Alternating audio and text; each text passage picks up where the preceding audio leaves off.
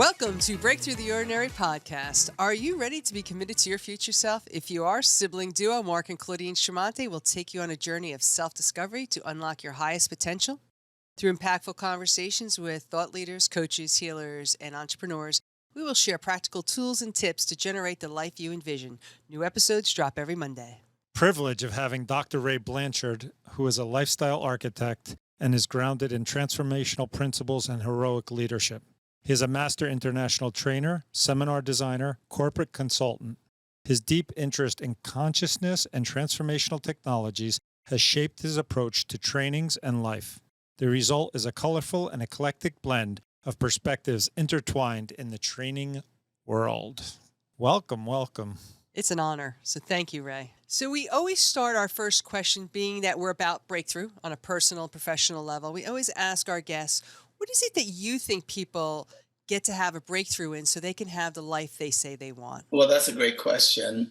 And a simple answer is to have a shift in their worldview. Now, that's a concept that most people don't address or are not accustomed to addressing their worldview. But everybody is a story. Everybody has a story. And inside of each of our stories, we develop our perspectives, our way of seeing things, our way of seeing life. And that sets up our way of going about life and our actions and our reactions, our emotions. And it turns out to be certain results consistent with that worldview. So if people are going to have a transformation, that you got to go all the way to the source of where people operate from, and that's their worldview. Some people say, I'll believe it when I see it. What we say is, I'll see it when I believe it. So people have a certain set of beliefs, a certain set of perspectives that they operate out of already. And that's giving them the life that they've got. So because life is a living sculpture of your belief systems and your perspectives or your worldview. So if you really want to shift or transform, you got to go to the source of your belief systems and your worldview and shift at that level. And if you can shift at that level, you can shift your life dramatically and profoundly. I have to agree with you. I don't think we have spoken about worldview. Would you mind expanding upon that? And when you say go to the source of that, maybe you could dive a little deeper. Yeah, well, that's great that you asked me to go deeper, because worldview is so significant. The way people see the world, the way you see life. You've heard people say, some people see things as a glass half empty. Some people see life as a glass half full.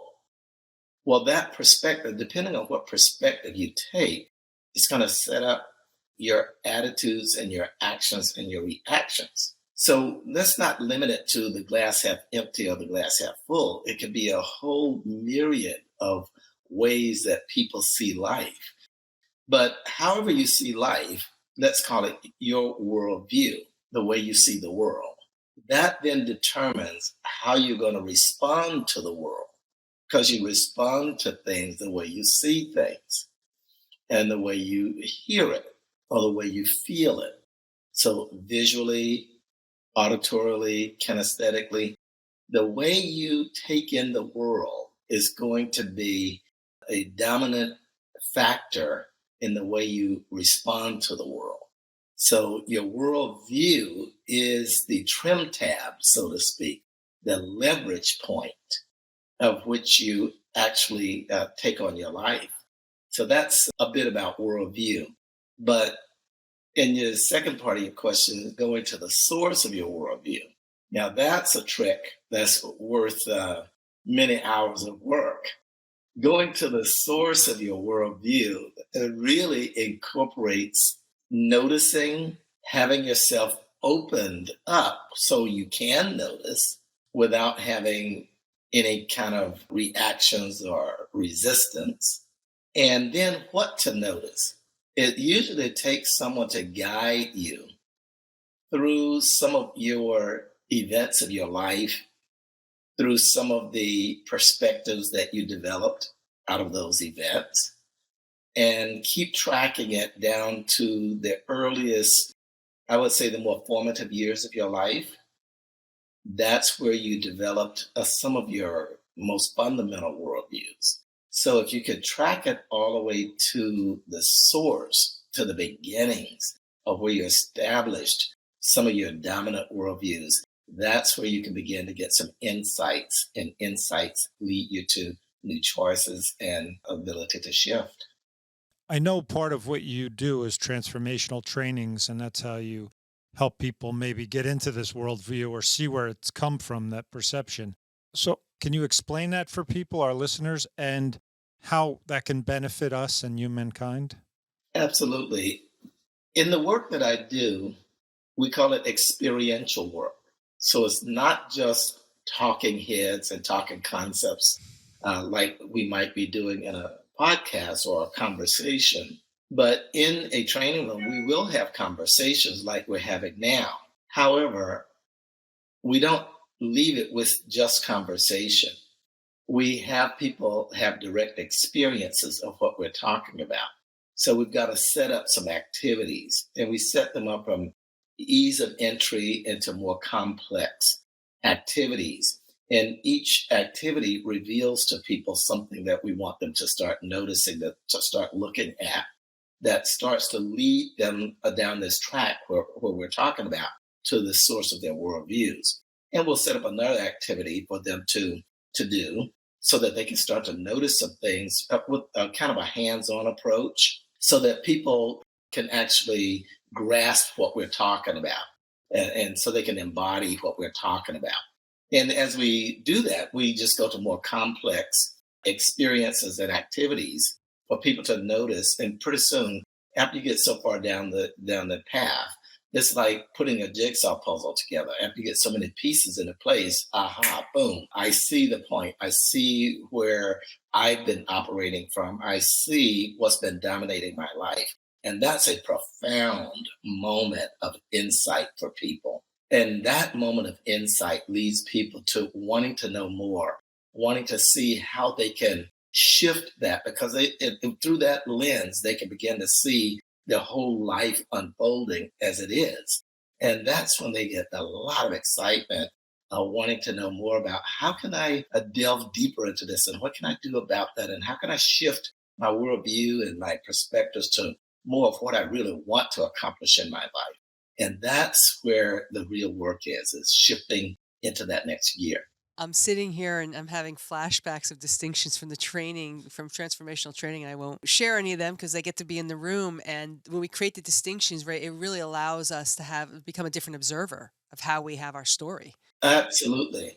And one of the really great things you just said is that making distinctions. Most people make distinctions, but they don't know that they're making distinctions all the time. They're not aware of it. We make subtle distinctions every day. What we want to do is have certain distinctions made that would allow people to see deeper into themselves. So making distinctions is a very, very important part of the training process of people's opening up. Because, as you say, as you can make distinctions, it allows you incredible possibilities. So that's an important part of the work we do, is helping people to discern and make distinctions. That's what I was thinking about the training. It's the discernment, because some distinctions we have are not quite clear, or I don't want to say even playing ground, but our distinctions are a little warped or they're off. And the training really gave you distinctions that were clear, that were like they weren't distracted. They didn't have these little things mixed. I don't even know how to explain it, but they were very clear. This distinction is very clear. And I appreciate the experiential work. Yeah, the experiential work is it's so much fun, isn't it? That's when people get into it and really get into all their, the nitty gritty of things, and get into conversations and juicy realizations and sharing, and they get to feel things. It's a difference between knowing how to ride a bike and the experience of riding a bike. So the experience of riding a bike with the wind in your face and the equilibrium and being able to look around, that's a distinct experience. It's a rich experience, and that's so distinct from the concept of describing riding a bike. So many people live into the concept of describing things in knowing things by description, knowing things by concepts. But the experience of writing, the experience of these things that we're talking about is the richness, and that's the fun part of the training. And as like you were saying too, Mark, making distinctions really clear. What we do in the trainings and in the transformational work is we spend a lot of time researching concepts, researching experiences, researching what makes people tick, what inspires people, what moves people, what touches people. We've become very clear about that. And we've also become very clear about how to present it so that it goes down smoothly, so that it goes down easier, and the sequence to present it in. So as we go through making distinctions in the training, we've painstakingly gone through laying out the sequence and the concepts inside of a sequence to just like an unfolding process, an emerging process, so that it's very clear to people what we're talking about. Is there any, and I know that you're international, so right, transformational training may be a heading, but you've done this international for different organizations and training centers. Is there some guiding distinctions that are in all of them that you can share? I'm not here to reveal anything about the training because I think they're magical. But are there some guiding principles, even if it's done in Asia versus United States, Texas versus California? Is there some that guide it? Oh, wow. Well, the principles, glad you asked that, because the principles are the same, just like the principles in the universe are the same, no matter whether you're in Australia or whether you're in Antarctica. The principles of how the universe operates is the same, no matter where you are. So the principles of transformation are the same, no matter what culture you're from. So principles are very important because principles are operating systems, the way things operate in a universal sense. So it's important that you think that if we're going to get involved in changing our lives and transforming our lives, that you think it would be important for us to know what the principles are and know how things operate. So principles tell us how things operate in general. Now, when it comes to different cultures, we make adaptations, of course. But the principles, the fundamental principles of transformation are basically the same. And there are a number of them.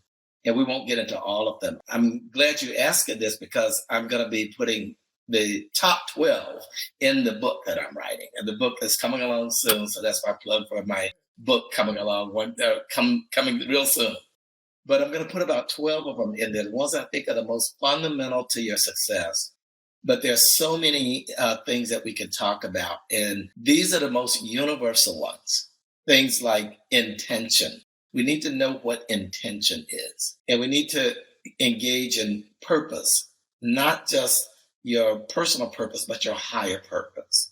And get people into what is their purpose, and discovering their purpose and their deeper yearnings and their deeper passions that give rise to the power that it gives them power in life. In honesty, not just in did you tell a lie or like that, facing up to your results, facing up to where you're operating from so that you can make some choices. So we get choice is another distinction, because without choice, there's no freedom.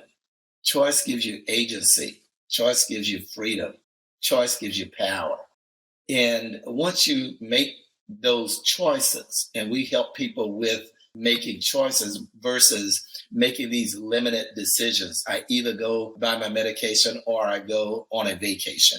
So that's kind of a limited range of choices. But we want people to really understand the power of free choice, choice that's not predetermined for people. And once we do that, then that allows people to go through all the rest of the steps like commitment and risk-taking. And personal responsibility is one of the ones that I think is so important to everyone, because it's so easy for us to fall into the victim trap of life, or life is doing it to me, and feel like you have no power.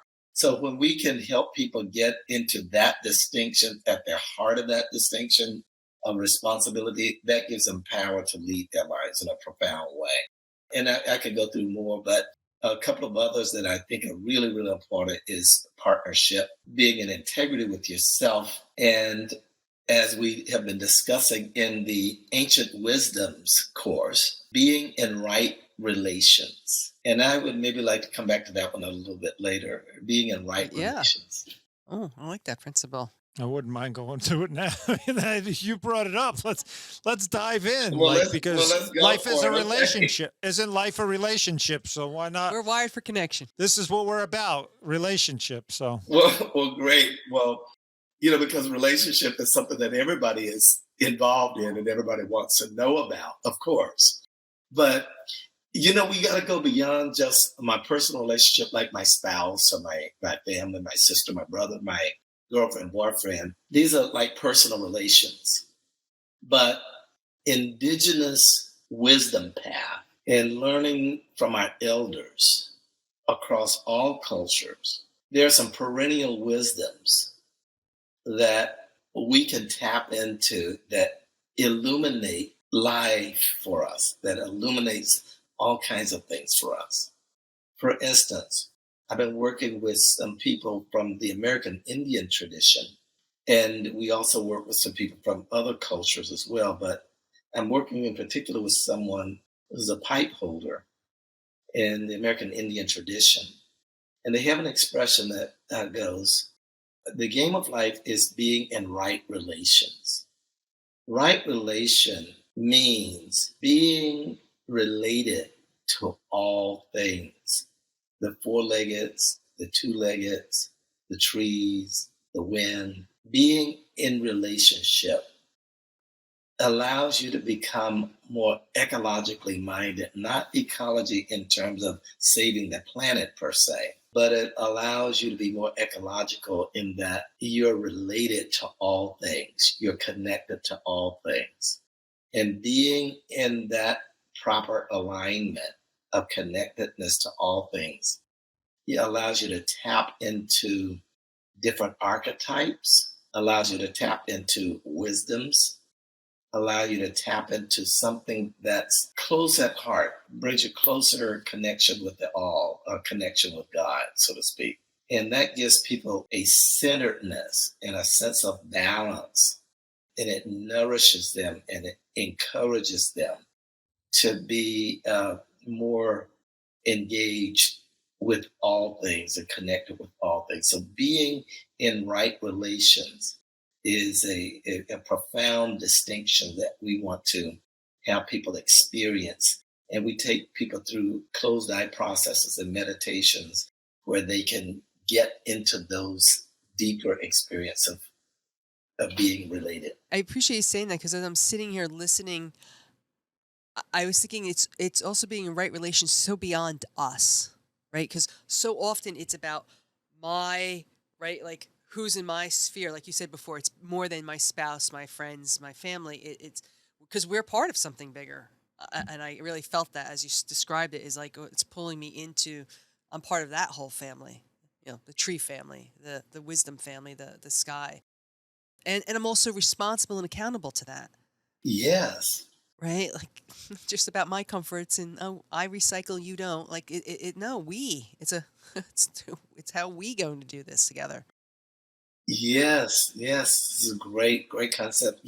This, if you can think of a visual of a circle, a big circle, and in this circle, there are representatives of all aspects of nature: the coyote, the buffalo, the tree, the human being.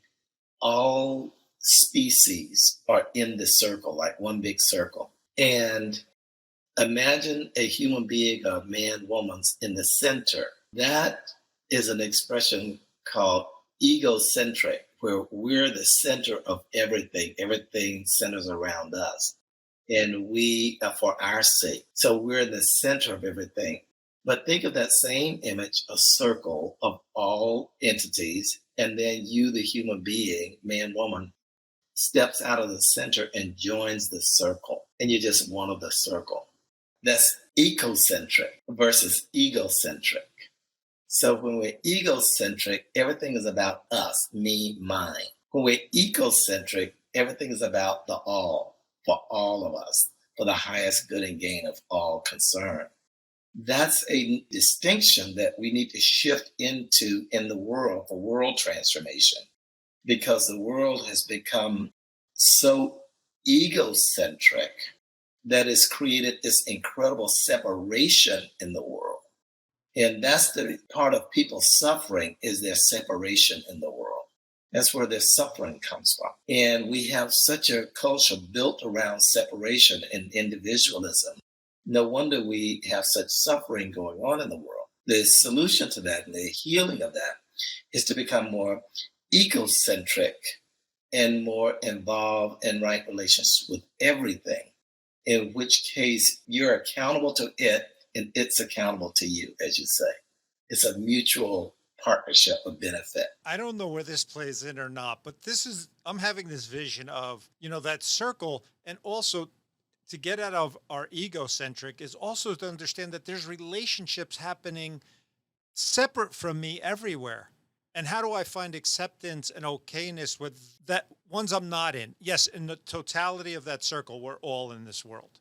But there's also relationships happening all over the world, every other individual around me, that I need to find an acceptance, a respect, an honoring of that's their process, even though we're all in this circle. I feel like it's always around my circles, or even if I'm in the circle, it's still me in this circle. How do I actually allow it that's happening without me, even though I'm part of this whole piece? I'm just bringing that up because it hit me when you were speaking about that there's stuff going on total outside myself, and I need to find a space of honor of that has nothing to do with me in the immediate. Yes, in the totality, we're all, but I hope I'm making that clear. Oh yeah, that was great insight, Mark. That's very, very important because, everyday people, myself included and you included, we think of life in our own world. We're going about our own business. We're thinking about our own lives. We're thinking about our wife or our family, our children, or the people in our lives that we benefit and people that benefit us. We're in our own world, so to speak, and everybody is. And there are all these vast numbers of relationships, like you say, that are going on throughout the world every day, and everybody's got their own agendas and interlocking agendas. That's what's going on every day. And I don't think we'll ever stop doing that. And I don't think this ecocentric worldview that says to stop doing that, because everybody will do that. But what this ecocentric worldview is suggesting is that as each of us are going through our life and going through our various agendas with our primary and our personal relationships, to have kind of like a second mind, an overmind, that everything I'm doing in some respect is going to affect everybody else. And if that's the case, how would I proceed from this moment? What would I do in this moment, knowing that not only as I deal with my primary relations and they deal with me, however we deal with each other, we're part of something bigger. We're affecting the community beyond us as well. I don't think most people think of it like that because they're too busy with dealing with their own lives every day. And they don't necessarily think about that second point of view, that overmind of, so how is this related to all beings? How is this related to everybody? What I do affects my family. What my family does affects the community. What the community does affects our culture. What our culture does affects the world. So we're part of this whole network. But, we can have both the personal relationships and as well as the larger world of relationships. So we can have it all. I'm thinking of the butterfly effect, and and we say that in a lot of ways, right? When a butterfly flaps their wings, they can feel it across the world. But that really it's being mindful of that is happening. I'm the butterfly in my one small decision. It's not just for Claudine. It's right that impacts Mark, that impacts my mother, that impacts the community. That that's a different mindfulness. And a presence. That's a real great point. It's a different mindfulness is the word you used. It's a mindfulness. It's not requiring people to give up anything per se. It's not requiring people to take on something larger than they can bear. But it's asking people to do exactly what you just said, Claudine, is be mindful. A mindfulness, I think that's the key to it.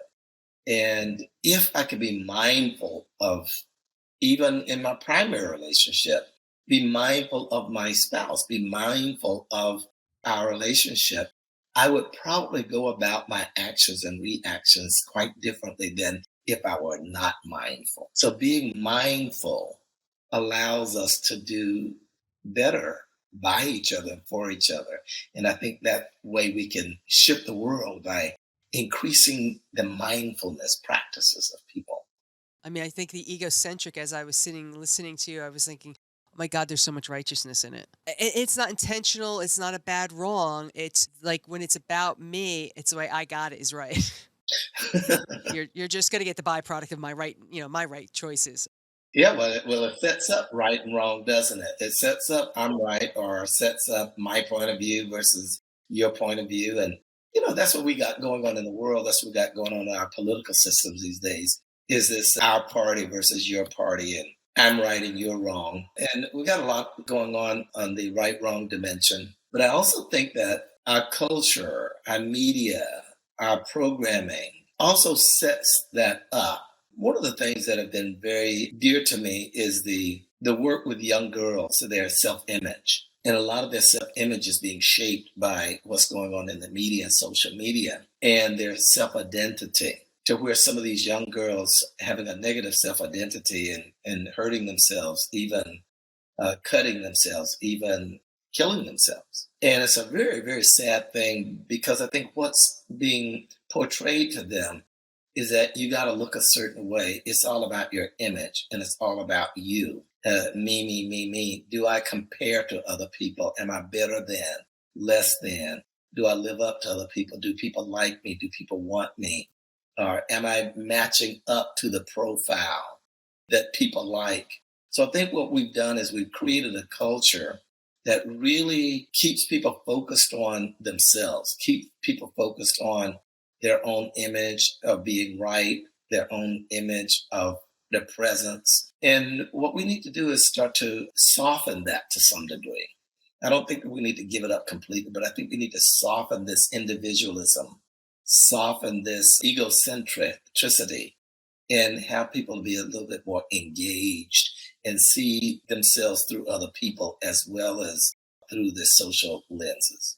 Earlier, you alluded to spirit. You said a word around it, but you alluded to spirit. And so I was wondering if you could define that, share the role it plays in our lives, and what wisdom we can tap into in terms of spirit. When I was talking to the American Indians, pipe holders, and chieftains, they speak in terms of the great spirit, the one and all.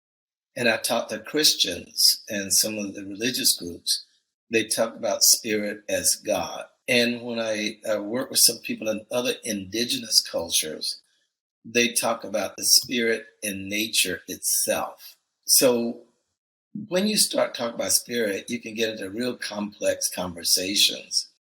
But if we could boil it down to something that most people could relate to, I would say it's your inner guidance, your inner strength, your sense of oneness, the deeper source of creation that you identify with, spirit.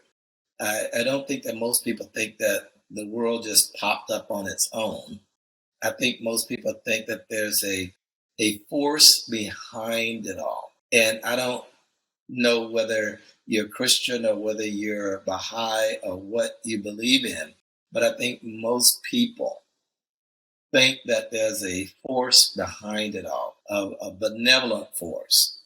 And we're going to call that a spirit. Some people call it God.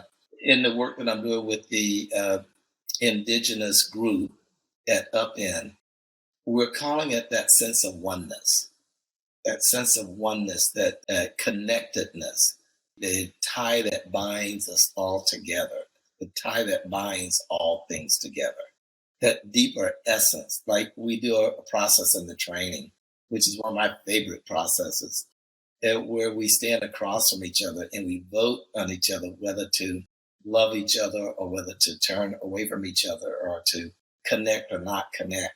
It's a very powerful process. And during that process, there's a moment in which, when I'm conducting it, I tell people to just stop and look into the eyes of the person across from you. And then look beyond the physical eyes themselves and see if you can look further inside. And the further you look, and see if you can look further than that.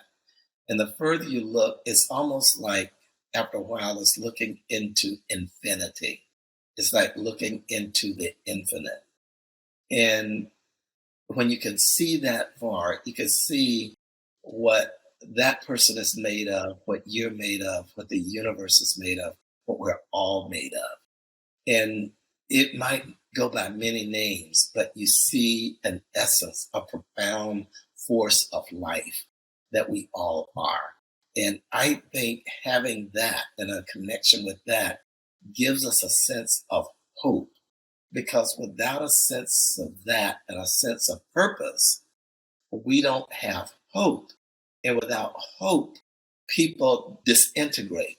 So the role that that plays in our lives is really significant, because it's at the essence, it's at the heart of the matter. It gives rise to hope and faith and a reason to live and a reason to be the best person that you can be and be the better you.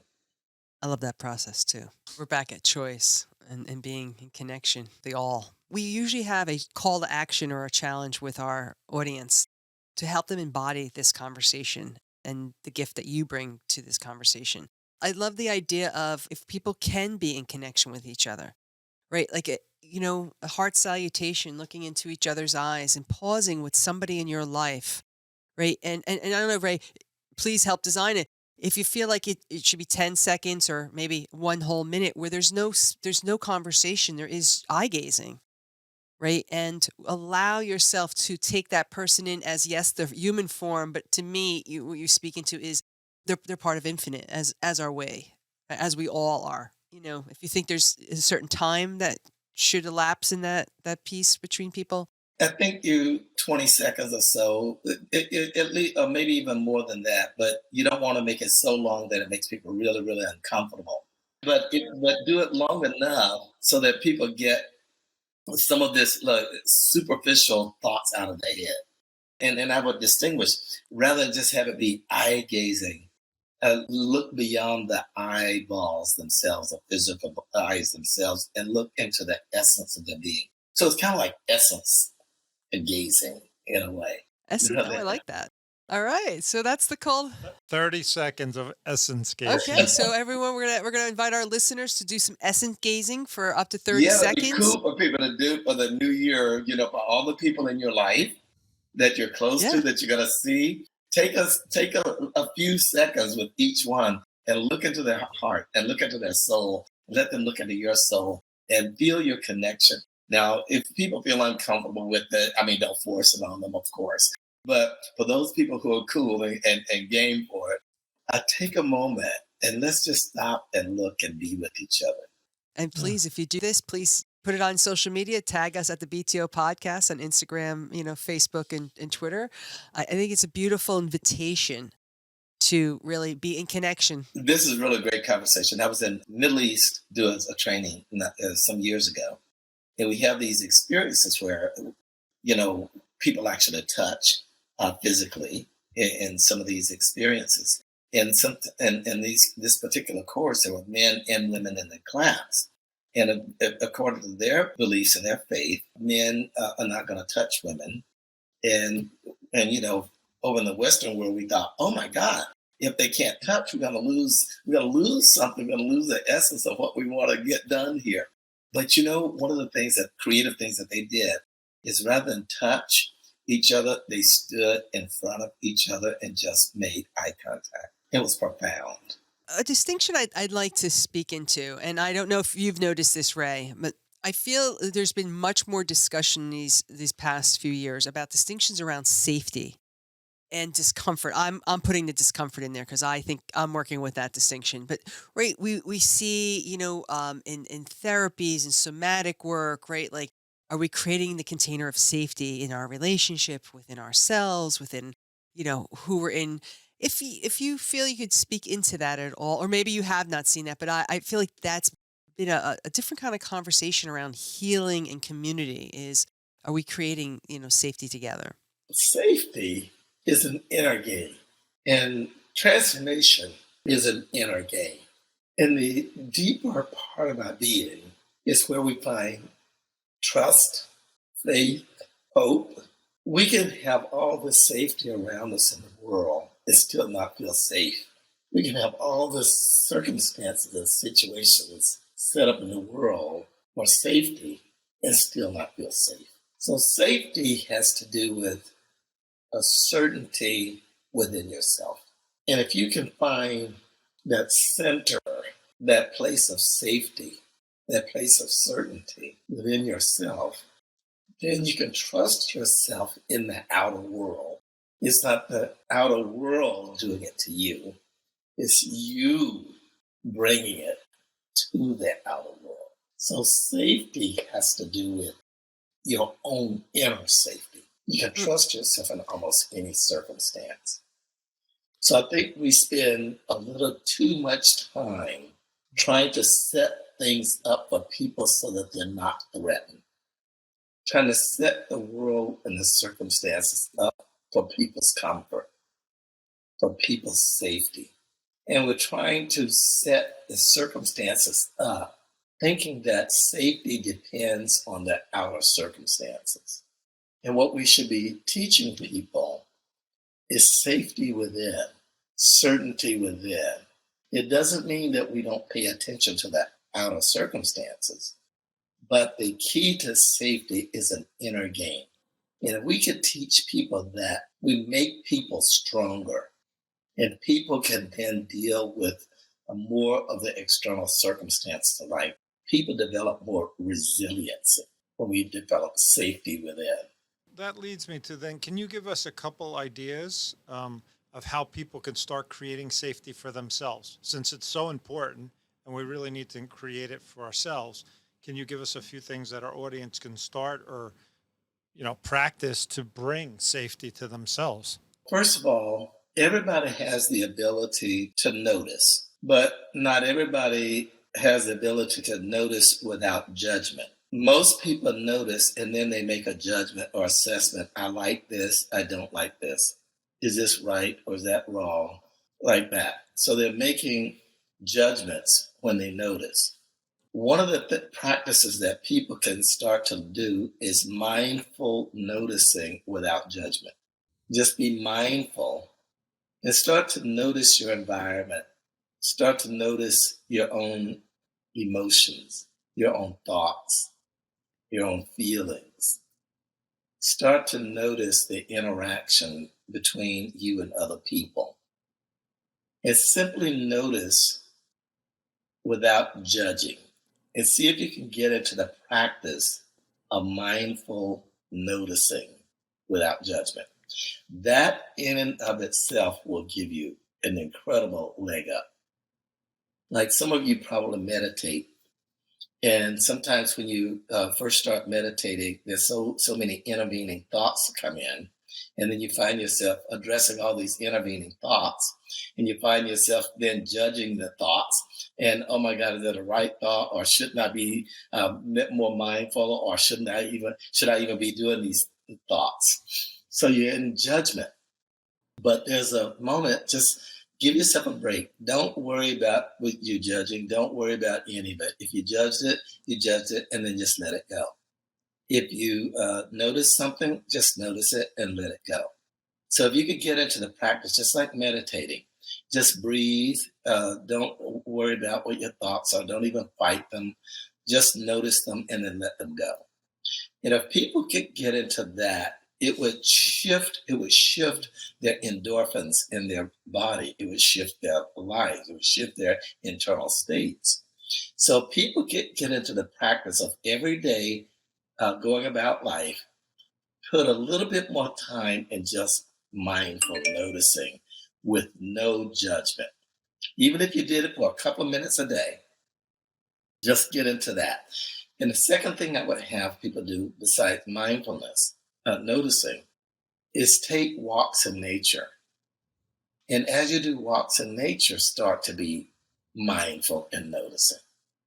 So get in the practice of noticing first, and then get into walking in nature. and then just be mindful and just notice.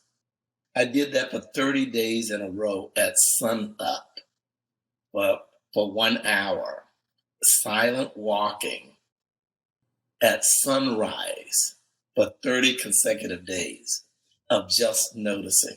It was a profound experience. So if anyone could do it just for a few minutes a day, it would be a profound experience. And the third thing I would say is to network or work with other people, share with other people what you're learning, let other people share with you. So develop yourself a personal learning community, and where you're sharing things you're noticing and learning. I think those would be great. Three things is be mindful, take nature walks, and network with other people. Thank you. That sounds like a beautiful practice, actually. I love quiet, mindful walks, but to do an hour a day, talk about presence, and going back to ecological, right? You really do end up becoming the observer of so much that's happening. All these other relationships are happening, the birds and the trees and thank you. I love that. It was so amazing what happens at sunrise. It's so amazing. Things I never noticed before in that hour of silence. It's like the world came alive to me. And the commitment to do it for 30 days, I got in touch with all of my wanting to avoid commitments and all my stories and all of this. It was a life-altering experience, I tell you. So just do it for a little bit and then kick it up. Thank you. Is there any words of wisdom that you would like to impart as a final note to our listeners, Ray? And you've shared so much already today. If I was to leave the audience with a few things. In the world in which we're living, you're needed. We're needed. We're all needed. You're important. Who you are matters. What you say, do, think, and your actions matter. We're all in this together. So if I was to give myself and each of us a few little tips for the going forward into the holidays and in the new year and beyond, I would say, number one, let's listen. Let's, first of all, listen to our hearts. Let's listen to each other. And let's listen to our conscience. So let's, first of all, listen. And second, be real. Be genuine. Be authentic. Don't try to fake it till you make it. The returns, short-term pleasure, long-term pain. So be real, be authentic, whatever that is for you. And the third is, I would say again, take more walks in nature and let nature be your guide. So listen, be real, authentic, and walk in nature a lot more. Thank you, too, for doing the work that you do, for bringing these messages to the world. And thank you for inviting me. I'm so glad to be able to be a contribution in some kind of way. Yes, and for being in connection after all these years. So thank you for your generosity of being a yes, and being that gift. And you answered your calling, and you've inspired so many to answer their calling. Yeah. That being said, I want to thank everyone for listening to Break Through the Ordinary podcast. We hope you've enjoyed this episode and a deep dive into living your extraordinary life with some beautiful tips from Ray Blanchard. If you'd like to support this podcast, please leave a rating, share it with others, and you can follow us on social media to catch the latest episode at BTO Podcast on LinkedIn, Instagram, and Facebook. Until next time, thank you.